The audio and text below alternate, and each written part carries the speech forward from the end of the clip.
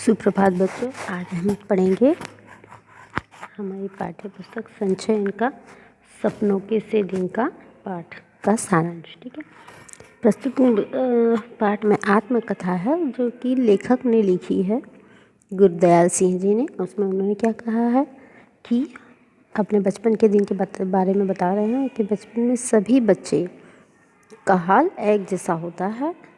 उनके पैर कैसे थे? पाँव फटे हुए थे, एड़ियाँ फटी हुई थी, पैरों में चप्पल जूते नहीं थे, मैली सी कच्ची और टूटे बटनों वाला उन्होंने कुर्ते भी पहने थे और बाल बिखरे हुए थे।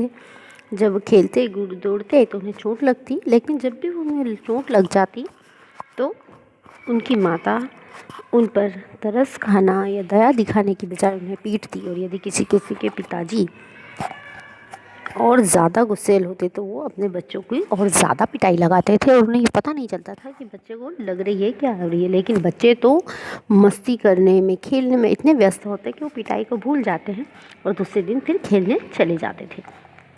बच्चों की ऐसी प्रवृत्ति क्यों होती है, ये बात लेखक को तब समझ में आई जब वे स्कूल के अध्यापक बनने के लिए ट्रेनिंग लेने गए थे। वहाँ पर उन्होंने क्या विषय पढ़ा था? बाल मनोविज्ञान। तब उन्हें पता चला कि बच्चों में ऐसी प्रवृत्ति क्यों होती है। और वो आगे लिखते हैं कि उनके साथ खेलने वाले अधिकतर साथी उनके जैसे ही परिवार के हुआ करते थे। सभी में की आदतें भी समथिंग एक जैसी होती है, सभी बच्चे एक जैसे होते हैं और खेलते भी हैं। उनकी आदत भी होती छोटी छोटी बातों पर रूठ जाना और एक दूसरे को फिर मना लेना।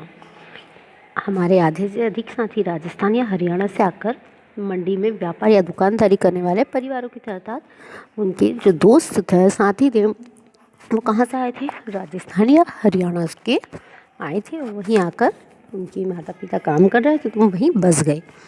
लेकिन वे एक दूसरे की भाषा नहीं समझ पाते थे शुरू में, तो क्या करते थे? वो एक दूसरे की हंसी उड़ाने लगते थे। लेकिन जब वो खेलते साथ में तो एक दूसरे की भाषा समझ में नहीं आती, फिर भी वो अपने एक दूसरे की फीलिंग्स को बहुत अच्छे से समझने लगे थे। और उनमें से कोई भी ऐसा बच्चा नहीं था जिससे स्कूल के कमरे में बैठकर पढ़ना कैद न लगता हो, अर्थात उन्हें पढ़ना अच्छा नहीं लगता था स्कूल में कैद होकर। उन्हें तो सिर्फ खेलना और मस्ती करना ही अच्छा लगता। लेकिन जब वो पास होकर अगली क्लास में जाते, कक्षा में जाते, तो उन्हें ऐसा लगता कि हम बड़े हो रहे हैं।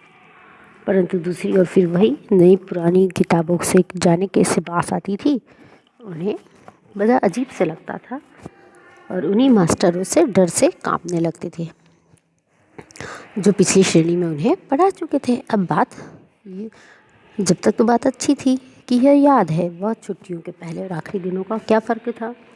पहले 2-3 सप्ताह तो खूब खेल कूद करते थे, खेल कूद हुआ भी करते थे, नानी के घर जाते थे, खूब नानी खूब लाड़ प्यार से दूध मही मक्खन खिलाती थी। नानी के गांव में जो तालाब होते थे उसमें दिन भर नहाते, जो मस्ती आता वो करते, नानी से जो मांगते वो मिल जाता था। आगे लेखक क्या कहते कि जब उनकी छुट्टियां बीतने लगी तो वो उल्टे दिन गिनने लगते और उनका डर बढ़ने लगता कि छुट्टियों में जो मास्टर जी ने हमें काम दिया था वो पूरा नहीं हो पाया है ना, और अब हमें डर है पिटाई का। क्या कहता है लेखक? ऐसा समय हमारा सबसे बड़ा नेता एक उमा नाम का लड़का हुआ था करता था। फिर लेखक कहते कि हमारा स्कूल बहुत छोटा था, केवल छोटे छोटे 9 कमरे थे जो अंग्रेजी के एच अक्षर की तरह बने थे। अंग्रेजी का एच अक्षर तो हमने सभी ने देखा है। दाईं ओर पहला कमरा हेडमास्टर श्री मदन मोहन शर्मा जी का, अर्थात उनके प्रिंसिपल का था, जिनके दरवाजे के हम आगे हमेशा चीटकनी लटकी रहती थी।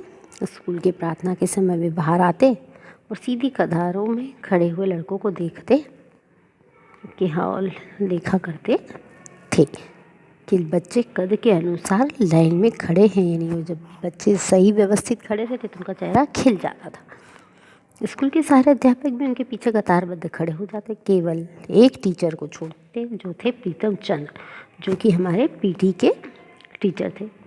वे लड़कों के बीच में जाकर देखते थे, कतार के बीच में, क्योंकि बाहर तो नहीं निकल रहा। वे हमारे प्रिंसिपल सर से भी बहुत ज़्यादा कड़क थे, जो बच्चों को तुरंत सजा दे देते थे। किंतु इसके विपरीत उनके हेडमास्टर बिल्कुल शांत स्वभाव के थे, वे कभी भी उन्हें सज़ा नहीं देते। लेखक कहते शर्मा जी 5वीं और 8वीं श्रेणी को खुद पढ़ाया करते थे, यानी कक्षा 8 और 5वीं को वो खुद पढ़ाते थे। कोई भी बच्चा उनकी हम उम्र का था वो बिना रोए चिल्लाए स्कूल नहीं जाता था, यानी चुपचाप स्कूल नहीं जाते थे, वो स्कूल ज़बरदस्ती भेजे जाते थे। परंतु उनको स्कूल में कभी कभी ऐसा भी पल हुआ करता था कि उन्हें स्कूल अच्छा लगना रहता था।